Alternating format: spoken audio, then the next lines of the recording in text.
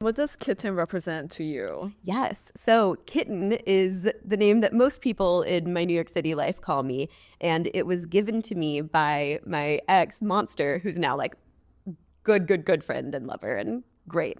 But we'd only known each other for like less than a month. And she like gave me the honorific and it just stuck. At first, she was like, wait, no, but that's my name for you.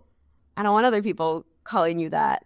But it was so just right that she was generous and let other people call me it, and it stuck ever since. Oh, it's adorable. Yeah, when I first met Kitten too, and I saw like how small she was, and I was like, I can definitely throw her around. And Kitten made a lot of sense when I saw you in person.